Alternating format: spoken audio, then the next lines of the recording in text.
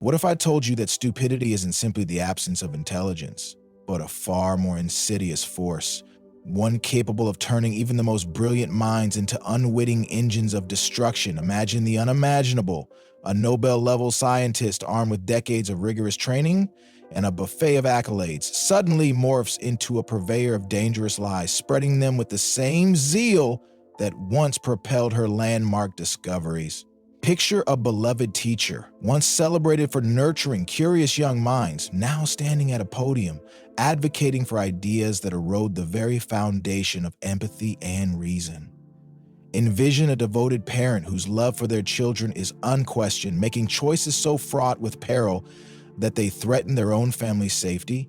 None of these individuals are malevolent by nature. They are intelligent, they are well-meaning, and yet they have fallen prey to what Dietrich Bonhoeffer termed the power of stupidity. This isn't exotic speculation. In 1961 at Yale University, Stanley Milgram orchestrated a series of experiments that would chill psychologists for decades to come. Ordinary volunteers were instructed by an authority figure, an experimenter clad in a white lab coat, to administer electric shocks of escalating intensity to another person. Behind a curtain, they heard alleged screams of agony. Beyond that, they only saw blinking lights and the clinical assurance that this was all in service of science. Yet, when guided by that uniformed authority, despite the moral alarm bells clanging in their minds, 65% of participants raised the dial to the lethal level. These were not sadists. They were husbands and wives, school teachers and office clerks, people like you, people like me, who had surrendered their capacity for independent moral judgment at the behest of an outer voice promising legitimacy. In that moment, they had become instruments of potential harm, not out of any inherent cruelty, but because their critical faculties had been momentarily switched off and overridden by obedience. Bonhoeffer was no ivory tower thinker. Born in 1906 to an intellectually prominent family in Germany, his father a renowned psychiatrist and neurologist, he believed deeply in the redemptive power of education and rational discourse. Yet he witnessed the disintegration of those very pillars when the Nazi Party ascended to power in the early 1930s. He saw professors he once admired morph into enthusiastic ideologues. Clergy members abandoned their moral compasses, and ordinary citizens embraced policies that directly contradicted their professed values. This was not the result of simple, crude propaganda dueling against mass ignorance. No, this was something subtler and more alarming. Educated, cultured, religious individuals willingly participating in their own intellectual surrender. From the claustrophobic confines of his prison cell in 1943, where he sat awaiting execution for his involvement in a failed plot to assassinate Hitler, Bonhoeffer penned what would become his most haunting warning. Against stupidity, we are defenseless. Neither protesting nor force accomplish anything here. Reasons fall on deaf ears. Evil, he observed, carries within itself the seeds of its own undoing. It inspires fear, resistance, and eventually breakdown. Stupidity, on the other hand, cloaks itself in righteousness. It believes it is acting for the greater good, rendering it immunized against correction. You cannot argue someone out of a conviction they genuinely believe saves lives or protects values, because in their mind you are the threat. When Bonhoeffer spoke of stupidity, he was not denigrating intelligence or education. He was diagnosing a phenomenon that modern scholars might label functional stupidity or willful ignorance. In his letters, he described the stubborn nature of the stupid person and how interaction with them felt less like a conversation and more like a volley of slogans and empty catchphrases, commandeered by forces beyond individual volition. They were, in his estimation, dehumanized vessels, inhabited not by persons but by pre-packaged ideas that had taken possession of them. What makes this theory revolutionary is its sociological dimension. Bonhoeffer argued that stupidity is not merely a psychological lapse or an individual moral failing, it is a system-driven syndrome. Economic and social pressures converge to make independent thinking expensive, time-consuming, and at times downright dangerous.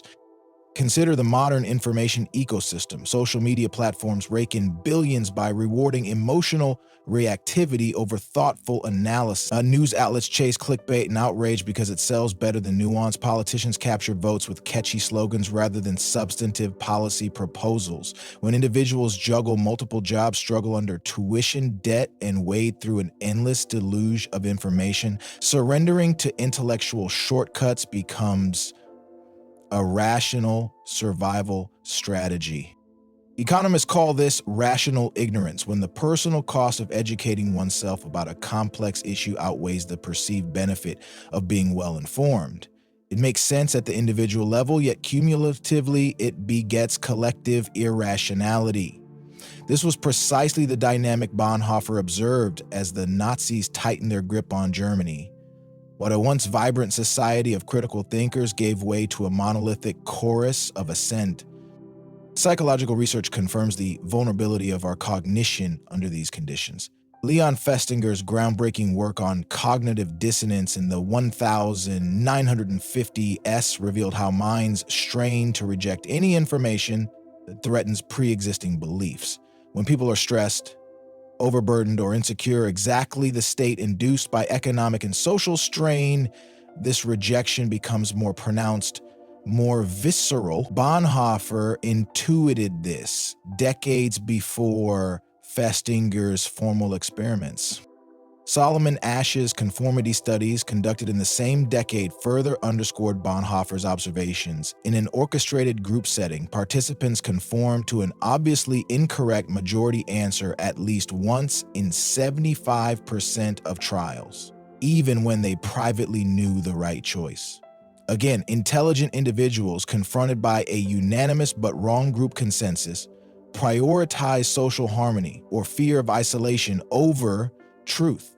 The human mind, wired for expediency and safety, will cut corners when the shortcut seems easier than standing alone. Fast forward to our digital age. Social media algorithms engineer echo chambers that intensify the very dynamics Bonhoeffer described. A 2018 MIT study found that false information travels 6 times faster on social platforms than truth because, in the algorithm's eyes, outrage and certainty drive engagement. Every click, every comment, every share primes the system to serve more of the same, reinforcing the intellectual quicksand millions unwittingly sink into each day.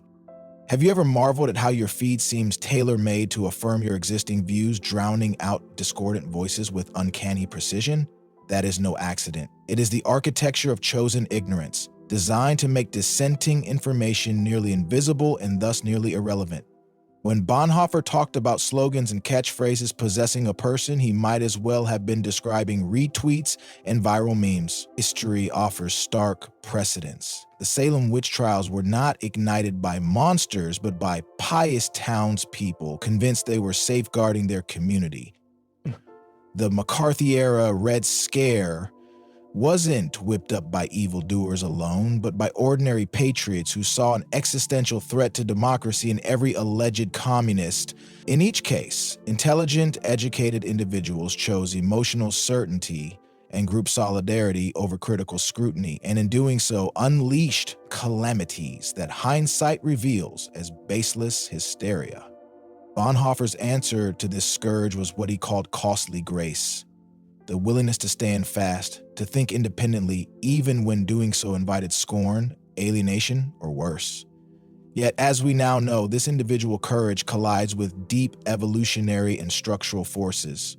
Our brains evolved to favor speed over accuracy, heuristic shortcuts over deliberate analysis, a survival strategy when hesitation meant disaster on the savannah. Today, those same heuristics are exploited by multi-billion-dollar algorithms designed to keep us glued to screens, reacting instinctively rather than reflecting critically.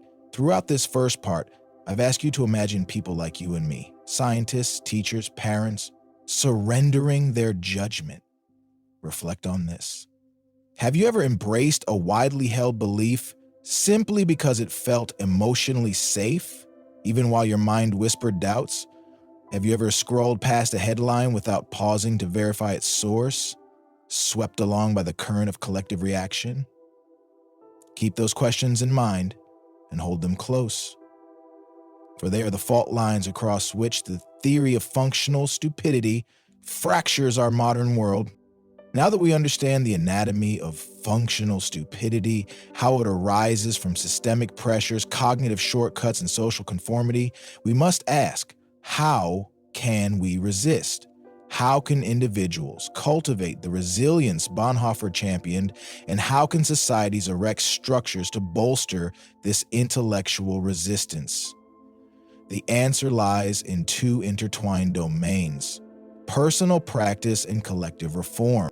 On the personal front, psychologists advocate for intellectual humility, the conscious recognition that one's beliefs are provisional and fallible. This does not erode conviction, it refines it. Intellectual humility blossoms when we actively seek information that challenges us, not to trigger existential crises, but to verify the robustness of our beliefs. Ask yourself, what evidence would change my mind about this? If you struggle to identify any, that is your red flag. Your convictions should not be immune to scrutiny, they should be fortified by it. One practical ritual is what some scholars call intellectual friction. Allocate an hour each week to read a well-argued position diametrically opposed to your own. Approach it as a stress test. You're not obliged to adopt the opposing view, but you are obliged to grapple with its logic. Treat your beliefs like the hypotheses of a scientist. Each deserves rigorous examination. Record your reactions in a journal. Did the arguments hold? Where do they falter? This process strengthens your mental muscles, making spontaneous surrender less tempting. Similarly, embrace productive ignorance. When you feel an overwhelming certainty about a topic, pause and ask, what don't I know? What could I plausibly learn that would alter my perspective? This exercise transforms comfort-driven ignorance into an active investigation, turning blind spots into opportunities for growth. By deliberately mapping the boundaries of your understanding, you thwart the creeping complacency that breeds functional stupidity. Another simple yet potent tactic is slow sharing. Before posting anything online, an article, a meme, a hot take, practice a 60-second verification ritual. Check the original source, consult an independent fact checker, skim a reputable summary from a dispassionate expert. This brief pause breaks the algorithmic feedback loop that preys on our impulse to click and react. Over time, this pause becomes a habit, a firewall against the viral wildfire of misinformation. Finally, learn the radical act of saying, I don't know.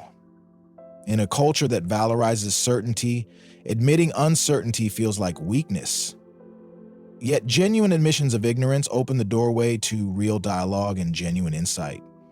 They signal to others and to your own neural circuits that knowledge is a journey, not a destination. Each I don't know is a quiet rebellion against the tyranny of tribal certitude. Yet individual practices alone cannot dismantle the towering architecture of functional stupidity. We require systemic reforms that realign incentives and lower the barriers to critical thought. First, social media platforms must be held accountable for transparency and algorithmic curation.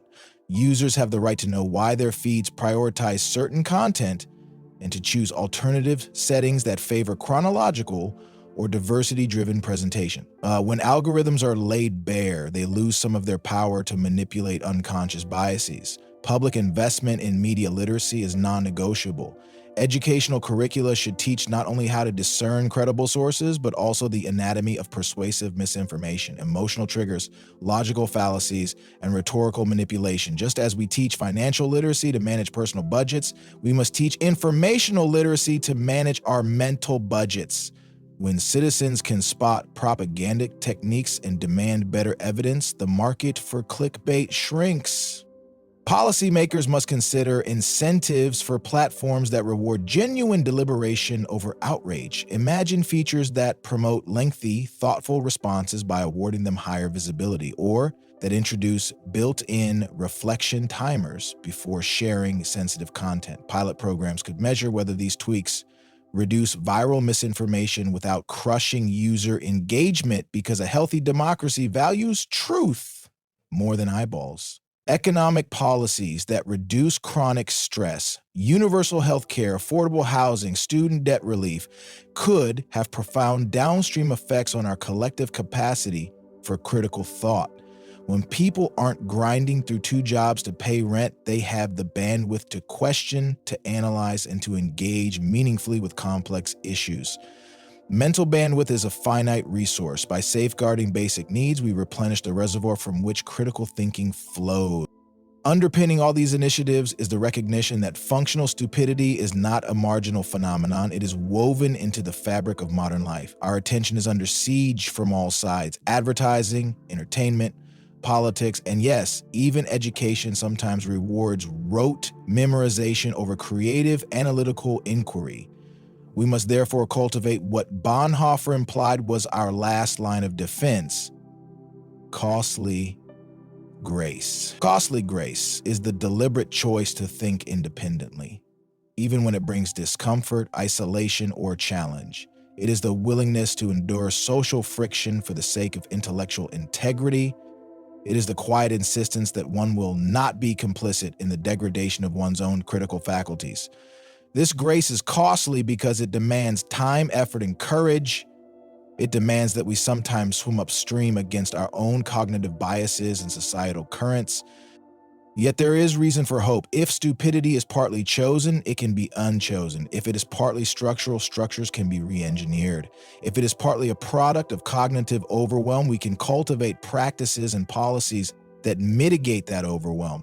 The very fact that we can articulate the mechanisms of functional stupidity is itself a testament to our capacity for diagnosis and therefore for cure.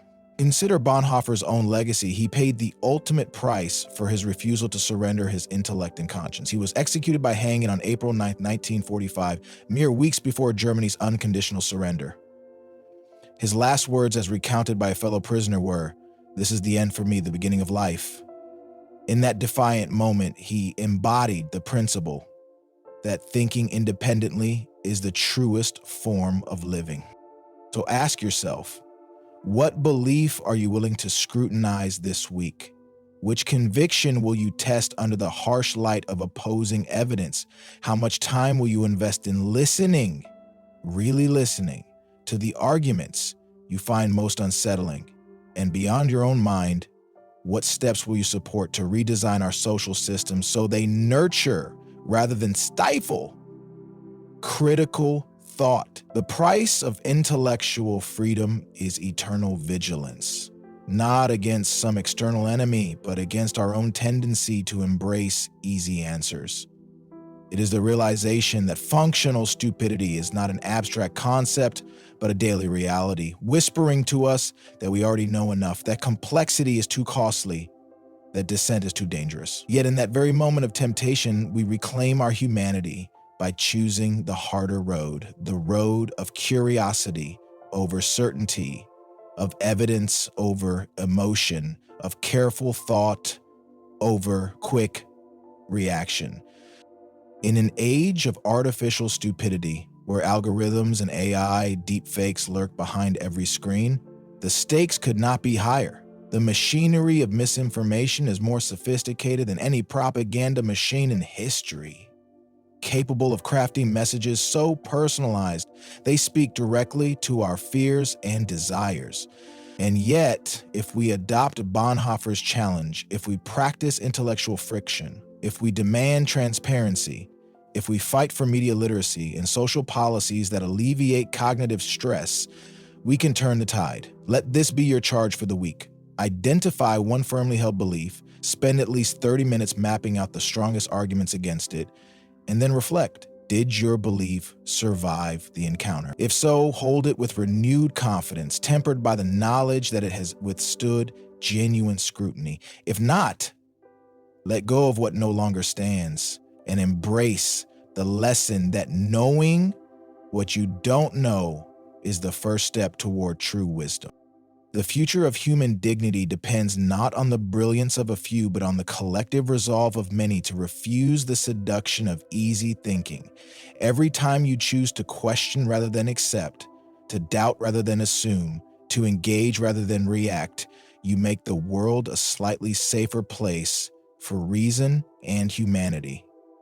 In Bonhoeffer's own words, "The world is changed not by talk but by action. Let our action be to think fiercely, to question bravely, and to stand fast when everyone else has stopped thinking."